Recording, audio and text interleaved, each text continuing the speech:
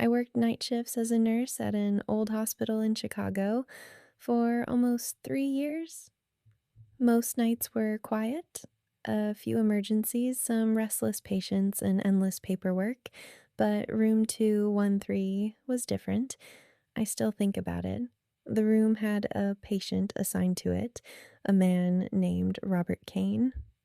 According to the records, he had been transferred from another facility after suffering severe memory problems following a car accident. The strange thing was that nobody ever seemed to see him. Every night I made my rounds at midnight, 1 a.m., 2 a.m., and 3 a.m. Every single time I checked room 213, the bed was empty. No patient, no visitor, nothing. Yet every morning the bed looked slept in. The sheets were wrinkled.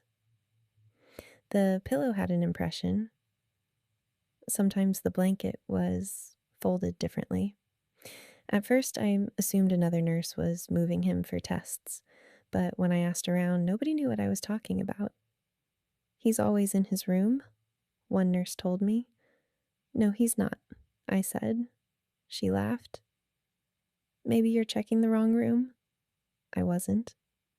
After a few weeks, the situation started bothering me. One morning, I reviewed security footage with permission from administration. The hallway camera showed room 213's door all night. Nobody entered, nobody left. Still, every morning the room looked occupied. That should have been enough for me to stop asking questions. Instead, I became obsessed. One Friday night, I decided to stay inside the room during my break. I wanted answers. At 1:45 a.m., I entered room 213.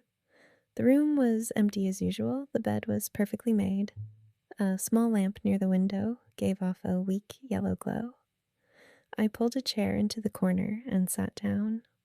The room felt normal, quiet. Too quiet. The old hospital building creaked occasionally as the wind pushed against it. Time passed slowly. 2 m. Nothing. 2:05 a.m. Nothing. 2:10 a.m. Still nothing. I started feeling ridiculous. And then I noticed something strange. The temperature dropped, not dramatically, just enough to make me uncomfortable. I checked the thermostat. It hadn't changed. At exactly 2:13 a.m., I heard footsteps in the hallway. Slow, heavy, coming closer. I stood up. The footsteps stopped directly outside room 213. My heart started racing. I stared at the door, waiting. The handle never moved. Nobody entered. But then I heard something worse. Breathing. Inside the room. Behind me. I spun around. Nobody. The room was still empty. I told myself it was anxiety, stress, lack of sleep. Then the bed moved. Not violently, just enough for the mattress to sink as if someone had quietly sat down. I froze. The blanket slowly wrinkled. The pillow compressed. Something invisible seemed to be settling into bed. I couldn't move, couldn't think. For nearly 10 seconds, I watched the bed change shape by itself. Then everything stopped. The room became silent again. I ran out.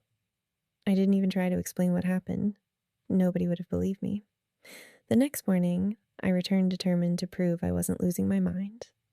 I searched the hospital archives, old records, maintenance reports, anything connected to room 213. After hours of digging, I found something. A newspaper clipping from 1987. A nurse had disappeared during a night shift, last seen entering room 213 at 2:13 a.m. Her body was never found. The article included a photograph. When I saw it, I felt sick. The missing nurse was me, not someone who looked like me. Me. Same face, same eyes, same small scar above my eyebrow. The photo was dated 38 years before I was born. I thought it had to be fake, a coincidence, some impossible mistake. Then I noticed something written on the back of the clipping, a handwritten note. Hospital staff had apparently found it in room 213 the night the nurse disappeared. The note read, "If you're reading this, don't stay in the room at 2:13 a.m." Underneath was a signature. My signature. That was my handwriting. I quit the hospital the same day. A week later, curiosity got the better of me.